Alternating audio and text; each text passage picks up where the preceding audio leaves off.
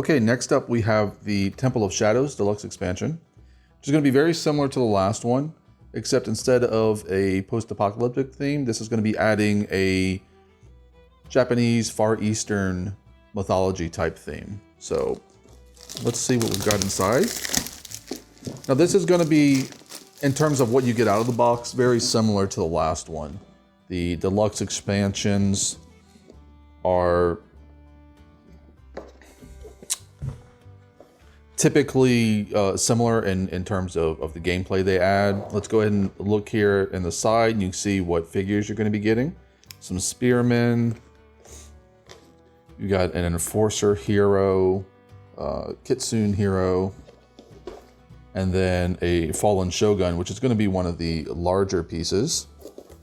And finally, a geisha hero and a soldier hero.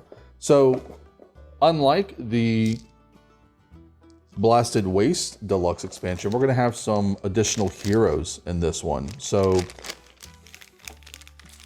it'll be nice to be able to show you what those look like. So we've got some pieces here for the, let's see what they were called again. The skin crawlers, it looks like. Or these might actually be something, actually this is something different because these don't require assembly. But here are the skin crawlers.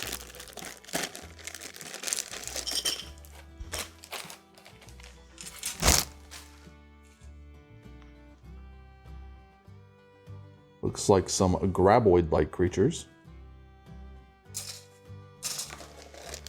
Don't tell anybody, we might get in trouble for copyright infringement.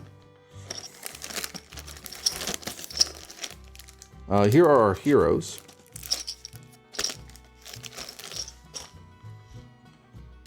So you've got your soldier and your geisha and your kitsune up top here. Here's the standard soldier figures that we have.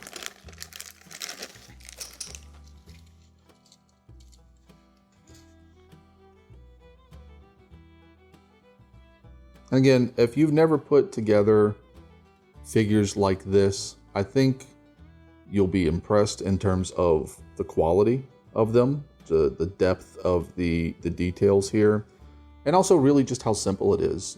You're probably going to want to buy some cutter specifically for cutting these little pieces here, and you may have to deal with some filing down of different pieces depending on how much you care about the presentation level of it. But really for what you get, they're really well done and highly detailed miniatures. And here's our, let's call him an Oni giant.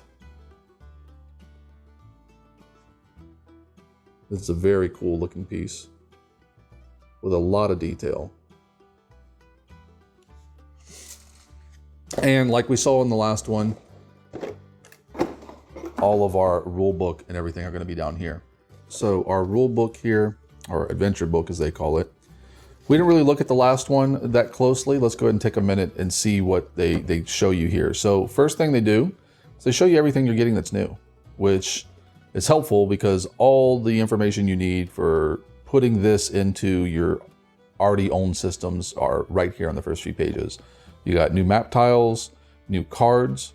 They tell you where they're added in, missions, enemies, your heroes, your new tokens that you have. For instance, the geisha here has specific tokens just for her, the distract tokens.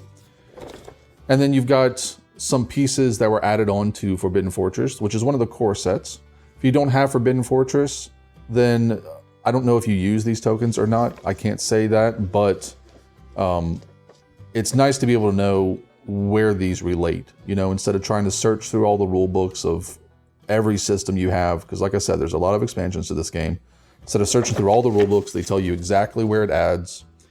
They give you the information on the new enemies, and then they get into the new missions. So these are kind of the standalone missions that you can do.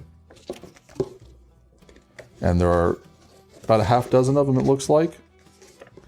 And then you get to the back of the book and you've got your new heroes. So, as I said, we didn't have new heroes in Blasted Waste, so this is a little bit different, but you've got, as your characters level up, if you're playing a campaign game, you've got these skill trees, essentially, that they go back to. You've got upgrade bonuses, and all this information is provided right here in the back of the rulebook, so you don't have to go searching for it. They give you sheets on the new monsters. Again, you'll have physical sheets on these, but if you don't want to lug all those around, you can just bring the rulebook. And they even give you some painting guides in case you are the type of person to go paint your miniatures. Well, let's look at what's at the bottom here. Again, we've got more cards, and I'll go ahead and show you these quickly, but they are going to be very similar to what we saw last time. You're going to see cards for the new maps, cards for the new enemies, new encounter cards. You've got some elemental magic cards, which is obviously a new component that was added in this game. So you've got some cards that you can, looks like you can buy with experience when you level up, that give you different spells. You've got hero cards in this one. So the way that hero cards work, at the start of the game, you're going to have 3 of these hero abilities, and you're only going to get to pick one. You can get more through the course of the game if you're playing a campaign. At least I believe you can. But so whenever you get new heroes like this, you're going to get these new hero cards.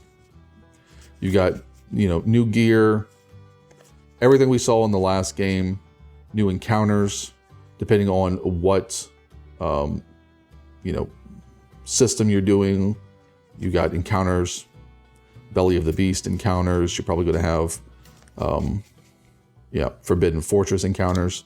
So again, it's like the last set in a lot of ways, except in this one, we've got characters, which is good because we haven't seen characters yet.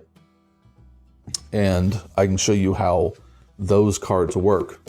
So monster cards that we've already seen, some lanterns, your fallen shogun.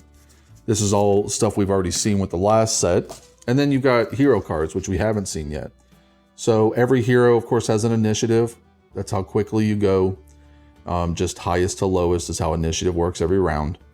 And then you've got stats. So this game is based off of a D6 system. Every time you roll for a stat, you're going to roll that many D6s. Typically 5 and 6s are successes. I hope I'm right on that. It's been a few minutes since I've played the game, but so this guy's really good at luck, really good at cunning, bad at lore. He's also got abilities. He has specific starting items. So there are starting item cards that we saw. So you'll go through and get those whenever you start. And then you've got your hit on, there's a difference between range and melee. Max grit is a thing. Grit is something you can get and then expend for rerolls, I believe, or certain other abilities.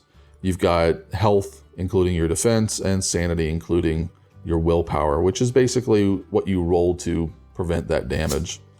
And obviously you've got a different card for each hero that's involved. And if it matters to you, these are double-sided. One side is the male side, the other side is the female side. Otherwise, they have the same exact stats. Last thing we've got in here, as you would expect, and as we saw in the last one, is a whole bunch of punchboard. So we've got new map tiles, which is obviously going to be all chipboard. We've got some more status effect tokens. So bleeding we saw in the last one, but now we've got void venom. Doesn't sound very nice. You've got tokens for the different characters, tokens for monsters, either monsters that you don't have figures for, or even they give you tokens for the monsters that you do have figures for in case you have too many on the board at one time. There's the geisha specific distract tokens, some mana tokens for the new spell system. We got some little Buddha dolls, it looks like, new little terrain pieces. So just everything that's new about this game, different from the other systems, they're going to give you little pieces for. And that's it. That's everything in the Temples of Shadows Deluxe Expansion. We've got one more Deluxe Expansion, and then we've got some mission packs to show you.